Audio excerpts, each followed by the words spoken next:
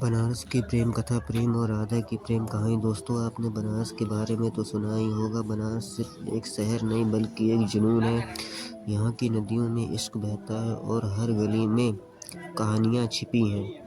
प्रेम की दुनिया।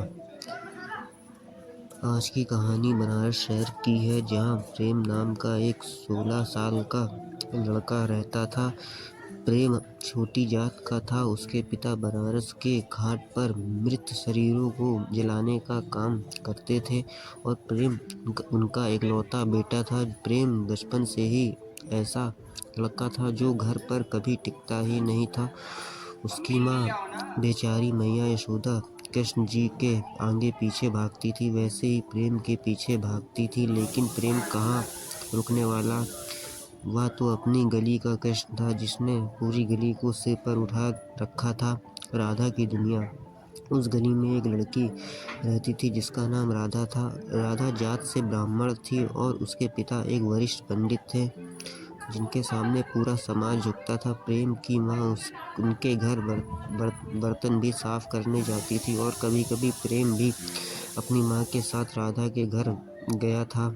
लेकिन राधा और प्रेम की कभी मुलाकात नहीं हुई थी। प्रेम अपनी माँ के साथ राधा के घर जाता और फिर चुपचाप लौट आता। पहली मुलाकात स्कूल में।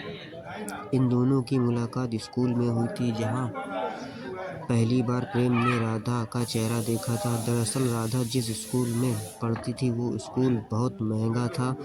उसकी फीस इतनी थी कि उसने प्रेम के घर का साल भर का खर्चा चल जाए। प्रेम की माँ चाहती थी कि उसका बेटा भी अच्छे स्कूल में पढ़े। उसने पंडित जी से विनती की कि उनके बेटे को भी उस स्कूल में दाखिला मिल जाए। पंडित जी की तो पूरे शहर में चलती थी। उन्होंने प्रेम का उसी स्कूल में दाखिला करवा दिया और उसकी फीस भी माफ़ करवा दी। अब प्रेम भी उसी स्कूल में जाने लगा जहाँ राधा जाती थी। दोनों एक ही कक्षा में थे, लेकिन यहाँ भी उनकी कई मुलाकात नहीं हुई। प्रेम बैक बेंचर था, हमेशा सबके पीछे बैठता था, जबकि राधा हमेशा आगे बैठती थी। लेकिन तभी पीछे से कुछ लोग आए और उसने पकड़ लिया। वे वही दंगाई थे जिन्होंने पहले उसके घर को तोड़ा था। उन्होंने बताया कि यह सब एक चालाकी थी। पंडित जी ने ही उसके मारने के लिए जाल रचा था और वह पर्ची पूरी तरह झूठी थी। उन्होंने प्रेम को बहुत मारा, उसके हाथ पांव तोड़े और फिर उसके पेट में छुरा घोंप दिया। मरते वक्त भी प्रेम बस राधा का नाम ले रहा था। राधा को जब प्रेम की मौत की खबर मिली, सुबह सुबह प्रेम की माँ राधा के घर के बाहर जोर जोर से रो रही थी। मार दिया, मेरे इकलौते बेटे को मार दिया। ये ब्राह्मणों ने मेरे बेटे को मारा है। राधा को पहले ही यकीन नहीं हुआ। फिर वह छत से नीचे झांकी तो देखा कि प्रेम की माँ प्रेम की लाश के पास बैठी बेहाल होकर रो रही थी। प्रेम का भाव शव उसी के घर के सामने पड़ा था। चारों ओर से भीड़ जमा हो गई।